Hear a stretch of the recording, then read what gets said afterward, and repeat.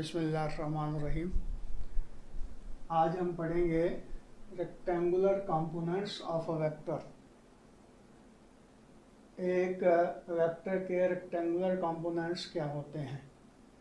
तो सबसे पहले ये बात देखें कि कंपोनेंट्स ऑफ अ वेक्टर से क्या मुराद है। कोई भी वेक्टर जो है उसका वो इफेक्टिव वैल्यू जो किसी पर्टिकुलर डायरेक्शन में होती है उसको उस वेक्टर का कंपोनेंट कहते हैं। मिसाल के तौर पर ये देखें, ये ए वेक्टर है, इसका वो इफेक्ट जो एक्स एक्सिस की जानब है, वो इसका एक्स कंपोनेंट कहलाएगा। और इसी तरह इसका जो इफेक्ट वाई एक्सिस की डायरेक्शन में है उसको हम इस वेक्टर का वाई कंपोनेंट कहेंगे। तो डेफिनेटली बात क्या हुई कि किसी भी वेक्टर का जो इफेक्टिव वैल्यू होती है किसी पर्टिकुलर डायरेक्शन में, वो उस वेक्टर का उस डायरेक्शन का कंपोनेंट कहलाता है। तो अब कंपोनेंट जो है वो डिफरेंट हो सकते हैं, लेकिन अगर हम किसी भी वेक्टर के दो ऐसे कंपोनेंट लेते हैं, खासतौर पर वो वेक्टर जो प्लेन के अंदर लाई करता है, तो उसके ऐसे कंपोनेंट लेते हैं जो एक दूसरे के साथ राइट एंगल बना रहे हों, एक दूसरे के साथ 90 डिग्री का एंगल बना रहे हों, वो उस वेक्टर के रेक्टेंगुलर कंपोनेंट्स कहलाएंगे। आप मिसाल के तौर पर ये जो ए वेक्टर है इसका एक कंपोनेंट ये बनता है, एक कंपोनेंट ये बनता है, तो ए के ये दोनों कंपोनेंट जो हैं वो कहलाएंगे रेक्टेंगुलर कंपोनेंट। ए के ये रेक्टेंगुलर कंपोनेंट्स कहलाएंगे। अब देखें कि वैसे तो ए का जो एफ वाई कंपोनेंट हम यहाँ शो कर रहे हैं, तो जिस तरह के हमने पहले डिस्कस किया था कि किसी भी वेक्टर को एक जगह से दूसरी जगह डिस्प्लेस करवाया जा सकता है, बशर्ते कि उसकी मैग्नीट्यूड और डायरेक्शन को चेंज ना किया जाए। तो अब यही वेक्टर जो है हम यहाँ डिस्प्लेस कर सकते हैं। ये देखिए, इसका मतलब ये हुआ कि ये जो ए वेक्टर है इसके ये दो कंपोनेंट बनेंगे, ए एक्स आई और ए वाई जे। अब दोनों के दरमियान एंगल बनता है 90 डिग्री का। तो ये दोनों वेक्टर जो है, ये दोनों कंपोनेंट जो हैं इस वेक्टर के रेक्टेंगुलर कंपोनेंट्स कहलाएंगे। अब रही बात ये है कि ये ए एक्स और ए वाई, इनको किस तरह कैलकुलेट किया जा सकता है अगर एक वेक्टर गिवन हो। याद रखें, वेक्टर गिवन का मतलब ये हुआ कि हम वेक्टर को जानते हैं, मीन उसकी मैग्नीट्यूड का हमें पता है, और वो जो पॉजिटिव एक्स एक्सिस के साथ एंगल बना रहा है एंटी क्लॉकवाइज डायरेक्शन में, जो कि वेक्टर की डायरेक्शन को शो करता है, ये थीटा जो है ये डायरेक्शन को शो कर रहा है। इसका मतलब ये हुआ कि अगर एक वेक्टर गिवन है तो उसकी मैग्नीट्यूड हमें पता होगी, उसकी डायरेक्शन का हमें थीटा का हमें पता होगा कि पॉजिटिव एक्स एक्सिस के साथ उसका एंगल कितना बन रहा है। तो ये देखें, ये वेक्टर गिवन, इसका क्या मतलब हुआ, इसकी लेंथ का हमें पता, मैग्नीट्यूड का पता है, इसका ये जो एंगल है एक्स एक्सिस के साथ बनता इसकी वैल्यू का पता है। तो इसका मतलब ये हुआ कि ये वेक्टर नोन है। अब रही बात कि इसका एक्स कंपोनेंट किस तरह निकाला जा सकता है मैथमेटिकली, और इसका वाई कंपोनेंट किस तरह निकाला जा सकता है। तो ये देखिए, ये हम एक, यानी कि ये जो वेक्टर है आपके पास उसको ओपी लाइन से हमने शो किया था, तो यहाँ ये ओपी लाइन से हम इसको शो कर रहे हैं। अब इसका ये जो कंपोनेंट है उसको ओ एम लाइन से शो किया था, ये ओ एम लाइन आ गई। और इसका ये जो कंपोनेंट है वाई कंपोनेंट, उसको ओ एन से शो किया, यहाँ इसको एम पी से भी शो कर सकते हैं, तो यहाँ इसको एम पी से हमने शो कर दिया। और याद रखें, वेक्टर की जो लेंथ होती है वो उसकी मैग्नीट्यूड को शो करती है। अब देखिए कि ये ए मैग्नीट्यूड है, हमने इसकी लेंथ ले ली है यहाँ, और इसी तरह ओ एम ए एक्स की मैग्नीट्यूड है, और एम पी जो है ये वाई कंपोनेंट की मैग्नीट्यूड है। तो इसका क्या मतलब हुआ, ये एक्स आ गया, ये वाई आ गया। अब ये एक राइट एंगल ट्राइंगल बनती है जिसका ये एंगल जो है वो राइट एंगल है, ये 90 डिग्री का एंगल है। तो इस ट्राइंगल की मदद से हम लिख सकते हैं, ये राइट एंगल ट्राइंगल है OPM। तो यहाँ देखें कि cos थीटा जो होता है वो होता है base over hypotenuse, base over hypotenuse. Trigonometric formula है cos theta is equal to base over hypotenuse. अब बेस जो है AX है और हाइपोटेन्यूज A है, इसका क्या मतलब हुआ, ये आ जाएगा AX ओवर A। तो यहाँ से हमने क्या रिजल्ट निकाला कि AX जो होगा वो A cos ऑफ थीटा के बराबर होगा, AX जो है वो A cos ऑफ थीटा के बराबर होगा। यानी कि ये जो हमारा X कंपोनेंट है उसको निकालेंगे A cos ऑफ थीटा की मदद से। अब यहाँ देखें कि A की वैल्यू का हमें पता है, थीटा की वैल्यू का हमें पता है, ये वैल्यू इसमें पुट करेंगे तो ये X की वैल्यू आपके पास आ जाएगी। अब इसी तरह ये जो राइट एंगल ट्राइंगल है इसमें साइन ऑफ थीटा किसके बराबर होगा, perpendicular over hypotenuse, perpendicular over hypotenuse. अब परपेंडिकुलर है यहाँ AY और हाइपोटेन्यूज है A। अब इसका क्या मतलब हुआ कि AY जो होगा वो A साइन ऑफ थीटा के बराबर होगा, AY A sine of theta के बराबर होगा। तो इसका मतलब ये हुआ कि y कंपोनेंट जो आपके पास आएगा उसकी वैल्यू जो है आप कैलकुलेट कर सकते हैं इस फार्मूले की मदद से। A मैग्नीट्यूड यहाँ पुट करेंगे, थीटा जो है यहाँ पुट करेंगे, तो ये AY is equal to A sine of theta के बराबर होगा। अब अगली बात कि ये हमारे पास जो वेक्टर A है इस वेक्टर को इस वेक्टर में जमा करें, यानी कि ऐड करें इस वेक्टर को इस वेक्टर में इस वेक्टर को ऐड अप करें तो क्या होगा, ये देखिए यहाँ से हमने इसको यहाँ डिस्प्लेस करवा दिया, इसकी टेल इसके हेड के साथ ज्वाइन कर दी है, तो ये रिजल्टेंट वेक्टर होगा ये। इसका मतलब ये है कि हेड एंड टेल रूल की मदद से हम कह सकते हैं कि ए वेक्टर जो होगा AXI प्लस AYJ के बराबर होगा। AX की value A cos of theta है, AY की value A sine of theta है। मिसाल के तौर पर ये जो वेक्टर A है ये है आपके पास फोर्स, और फोर्स है 10 न्यूटन की, मैग्नीट्यूड जो है इसकी, यानी कि A जो है वो है 10 न्यूटन, और ये थीटा जो है एंगल बना रहा जो ये फोर्स एक्स एक्सिस के साथ बिल्कुल वो 30 डिग्री का।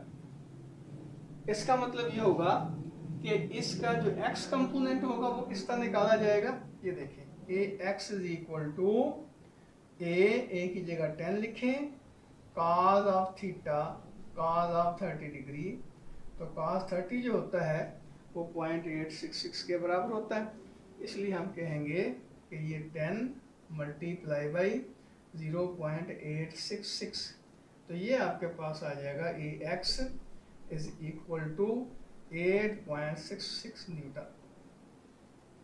अब इसी तरह इसका अगर y कंपोनेंट निकालना है तो क्या करेंगे, तो y कंपोनेंट में वही बात कि AY is equal to A sine of theta.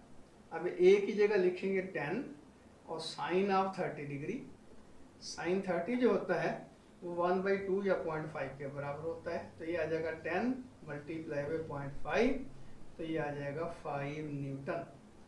इसका मतलब ये हुआ कि ये जो वेक्टर जिसकी मैग्नीट्यूड जो है 10 न्यूटन है और जो x एक्सिस के साथ 30 डिग्री का एंगल बना रहा है उसका x कंपोनेंट जो होगा वो 8.66 न्यूटन के बराबर होगा और उसका y कंपोनेंट जो है वो 5 न्यूटन के बराबर होगा।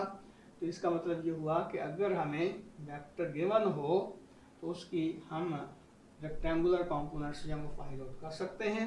ये आपके पास फार्मूला बनता है, AX A cos of theta के बराबर होगा, AY A sine of theta के बराबर होगा। अब अगली बात कि अगर हमें कंपोनेंट्स दिए गए हों तो वेक्टर की वैल्यू किस तरह निकाली जा सकती है। वेक्टर की वैल्यू का मतलब वही बात कि उसकी मैग्नीट्यूड किस तरह निकाली जा सकती है, उसकी डायरेक्शन किस तरह निकाली जा सकती है। तो ये है determination of a vector from its rectangular components, यानी कि रेक्टेंगुलर कंपोनेंट्स हमें अगर दिए जाएं तो उसके मैग्नीट्यूड और डायरेक्शन जो है वो किस तरह निकाली जा सकती है वेक्टर की। तो फिर हम वही वेक्टर लेते हैं, बिल्कुल ये आपके पास वेक्टर है, इसका हमें ये ए एक्स की वैल्यू को पता है, ए वाई की वैल्यू को पता है, हम इसकी मैग्नीट्यूड निकालना चाहते हैं, इसकी डायरेक्शन निकालना चाहते हैं। तो उसके लिए क्या करना पड़ेगा, यही हम ट्राइंगल जो है राइट एंगल ट्राइंगल दोबारा कंसिडर करते हैं और इसमें पैथागोरियन थ्योरम इस्तेमाल करते हैं। तो हमें ये पता है कि परपेंडिकुलर हाइपोटेन्यूज का स्क्वायर जो होता है वो बेस स्क्वायर और परपेंडिकुलर स्क्वायर के सम के बराबर होता है। OP square hypotenuse square is equal to OM square base square plus M P square perpendicular square. अब इनकी वैल्यू यहाँ पुट कर दें, ओ पी की जगह ए स्क्वायर, ओ एम की जगह ए एक्स स्क्वायर, एम पी की जगह ए वाई स्क्वायर। तो ये देखें, एक्चुअली जो हमारे ट्रिग्नोमेट्रिक फार्मूले होते हैं उसमें डायरेक्शन इन्वॉल्व नहीं होती। जो हमारी ट्राइंगल होती है राइट एंगल ट्राइंगल, उसकी जो साइडें होती हैं उसकी लेंथ इन्वॉल्व होती है। तो ये लेंथ हमने मैग्नीट्यूड, ज़ाहिर आपको पता ही है कि किसी भी वेक्टर की जो मैग्नीट्यूड होती है वो हम लेंथ से शो करते हैं, एरो की लेंथ से शो करते हैं। तो यहाँ सिर्फ हमने इसकी लेंथ इन्वॉल्व की हुई है ट्रिग्नोमेट्रिक फार्मूले के अंदर। तो A square is equal to A X square plus A Y square. अब अंडरूट लें तो ये ए आ जाएगा आपके पास, A X square plus A Y square, इसकी अंडर रूट। इसका मतलब क्या हुआ कि एक्स कंपोनेंट का पता हो, वाई कंपोनेंट का पता हो, तो इसमें वैल्यूज पुट करें तो ये आपके पास मैग्नीट्यूड आ जाएगी। यानी कि वेक्टर की मैग्नीट्यूड हम निकाल सकते हैं अगर हमें रेक्टेंगुलर कंपोनेंट्स की वैल्यूज का पता हो। अब इसी तरह इसकी डायरेक्शन किस तरह निकाली जा सकती है, मीन ये एंगल जो है किस तरह फाइंड आउट किया जा सकता है। उसके लिए फिर वही राइट एंगल ट्राइंगल लेते हैं। तो आपको पता है ट्रिग्नोमेट्रिक फार्मूला कि टेंजेंट थीटा जो होता है वो होता है परपेंडिकुलर ओवर बेस। अब यहाँ परपेंडिकुलर आपके पास है ए वाई और बेस है ए एक्स, तो इसका मतलब ये हुआ कि टेंजेंट थीटा जो होगा वो ए वाई ओवर ए एक्स के बराबर होगा। तो यहाँ से थीटा की वैल्यू निकालें, theta is equal to tangent inverse A Y over A X होगा। तो इस तरह हम इसकी डायरेक्शन निकाल सकते हैं। मीन ए वाई की वैल्यू यहाँ पुट कर दें, ए एक्स की वैल्यू यहाँ पुट कर दें, तो थीटा आपके पास आ जाएगा। अगर यही एग्जांपल जो है दोबारा इसमें देख के, यानी कि कंपोनेंट्स की वैल्यू यहाँ पुट करके मैग्नीट्यूड ए एक्स की है, वाई की और यहाँ भी, तो ये देखेंगे आप कि ये ए की वैल्यू जो है यानी कि ए की मैग्नीट्यूड 10 न्यूटन के बराबर आएगी और इसकी जो डायरेक्शन है वो 30 डिग्री के बराबर होगी। अब ये खुद इसकी प्रैक्टिस कर लेना, यानी कि आपने क्या करना है, ए एक्स की जगह ये पुट कर दें 8.66 न्यूटन और ए वाई की जगह 5 न्यूटन। तो इसमें ये वैल्यूज पुट करके ए की वैल्यू निकालें, कितनी बनती देख लें, और इसी तरह ये वैल्यूज पुट करके टेंजेंट इनवर्स निकालें तो थीटा की वैल्यू आपके पास आ जाएगी। तो आप देखेंगे कि यहाँ एंगल जो है वो 30 डिग्री का बनता है और जो हमारा मैग्नीट्यूड बनती है ए की वो वही 10 न्यूटन के बराबर होगी।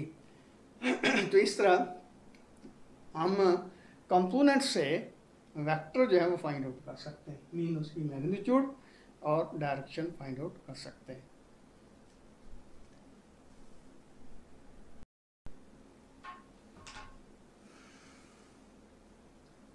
अब हम पोजीशन वेक्टर डिस्कस करते हैं।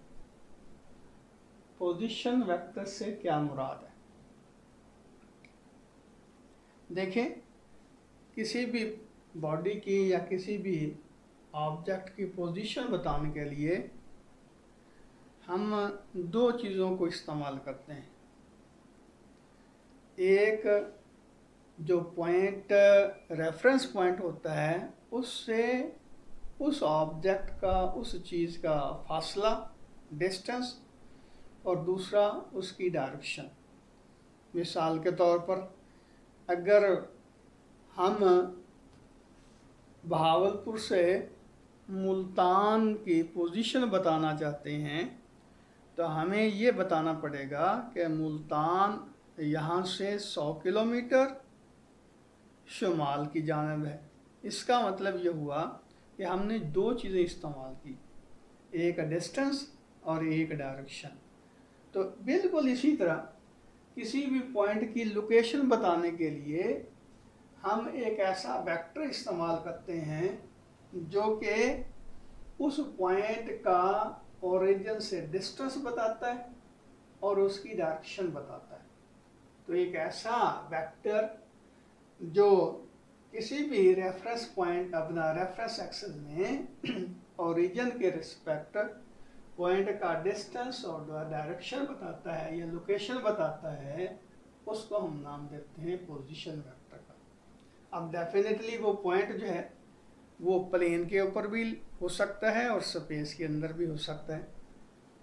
अगर पॉइंट जो है वो प्लेन के अंदर लाई करता है, जिस तरह यहाँ हमने शो किया कि ये पॉइंट P है, ये एक्स वाई प्लेन में लाई करता है, तो ये इसका पोजीशन वेक्टर होगा। अब ये पॉइंट जो है इसके साथ ये देखिए हमने लिखा है AB, इसका मतलब ये हुआ कि इस पॉइंट का जो डिस्टेंस अलांग एक्स एक्सिस है वो A है, A यूनिट है, और अलांग वाई एक्सिस इसका जो डिस्टेंस है वो B यूनिट है। तो इसका मतलब ये हुआ कि R पोजीशन वेक्टर है जो कि ओरिजिन से स्टार्ट होता है और ऐसे पॉइंट के यानी कि पॉइंट के ऊपर टर्मिनेट होता है, और इस पॉइंट का जो लोकेशन है वो कुछ यूं है कि हम एक्स एक्सिस की जानिब A यूनिट चले हैं और वाई डायरेक्शन में हम B यूनिट चले हैं। तो यहाँ से हम पोजीशन वेक्टर जो है उनको इस तरह लिख सकते हैं कि R इज इक्वल टू, अब देखें कि ये A डिस्टेंस एक्स एक्सिस की डायरेक्शन में, तो A डिस्टेंस एक्स एक्सिस की डायरेक्शन में यूनिट वेक्टर I से इसको शो करेंगे, प्लस ये यहाँ से लेकर यहाँ तक B डिस्टेंस और वाई एक्सिस की डायरेक्शन में, तो R is equal to AI plus BJ होगा। तो ये पोजीशन वेक्टर हमारा AI प्लस BJ के बराबर होगा। और इसी तरह अगर ये पॉइंट जो है वो स्पेस के अंदर लाई करता है तो फिर डेफिनेटली हमें 3 डायमेंशनल रेक्टेंगुलर कोऑर्डिनेट सिस्टम का सहारा लेना पड़ता है। तो इसमें क्या होगा, अब ये देखें कि P जो है ABC यानी कि ये पोजीशन वेक्टर है, ये डिस्टेंस बता रहा है यहाँ से लेकर यहाँ तक का, यानी कि ओरिजिन से P पॉइंट का ये डिस्टेंस बता रहा है यार, और साथ ही साथ ये डायरेक्शन बता रहा है कि किस सिमत में ये पॉइंट जो है वो लाई करता है। तो ये R जो होगा वो किसके बराबर होगा, फिर ये देखें R जो है यहाँ से लेकर यहाँ तक A डिस्टेंस हमने ट्रेवल किया एक्स एक्सिस की डायरेक्शन में, तो A डिस्टेंस ये डायरेक्शन, फिर B डिस्टेंस और J डायरेक्शन, और C डिस्टेंस और K डायरेक्शन। यानी कि आपको पता है कि एक्स वाई जेड जो होते हैं हमारे पास, इनके अलांग जो यूनिट वेक्टर होते हैं जो कि इनकी डायरेक्शंस को बताने के लिए इस्तेमाल होते हैं वो I J K होते हैं। तो ये A डिस्टेंस एक्स एक्सिस की डायरेक्शन में, ये B डिस्टेंस वाई एक्सिस की डायरेक्शन में, ये C डिस्टेंस Z एक्सिस की डायरेक्शन में। तो ये R जो आपके पास हो आएगा AI plus BJ plus C के बराबर होगा। अब रही बात ये कि इसकी मैग्नीट्यूड किस तरह निकाली जा सकती है, तो ये देखें पिछले ही आर्टिकल में हमने पढ़ा था x कंपोनेंट का स्क्वायर प्लस y कंपोनेंट का स्क्वायर उसकी अंडर रूट। तो R वेक्टर जो होगा उसकी यानी कि पोजीशन वेक्टर जो होगा उसकी जो मैग्नीट्यूड होगी A square plus B square under root के बराबर होगी। लेकिन यहाँ क्या होगा, R is equal to X component square plus Y component square plus Z component का स्क्वायर इसकी अंडर। एक और बात ध्यान में रखें कि रेक्टेंगुलर कंपोनेंट्स की तादाद 2 होगी जब वेक्टर लाई करेगा प्लेन के अंदर। अगर वेक्टर स्पेस के अंदर लाई करता है तो फिर उसके रेक्टेंगुलर कंपोनेंट्स की तादाद 3 होगी। ये देखें, ये A, B और C तीनों एक दूसरे के साथ राइट एंगल बना रहे हैं, ये भी राइट एंगल, ये भी राइट एंगल। तो तीनों ही ये कंपोनेंट जो बनते हैं ये एक दूसरे के साथ राइट एंगल बना रहे हैं, इसलिए यहाँ रेक्टेंगुलर कंपोनेंट्स की तादाद 3 होगी, यहाँ रेक्टेंगुलर कंपोनेंट्स की तादाद 2 होगी। अब देखिए कि ये आर जो है इसकी मैग्नीट्यूड इस तरह निकाली जा सकेगी। अगर ये 3 डायमेंशन में होगा, अगर 2 डायमेंशन में होगा तो फिर इसके जो मैग्नीट्यूड है आर की वो a² + b² अंडर रूट वाला फार्मूला इस्तेमाल करके निकाली जा सकती है।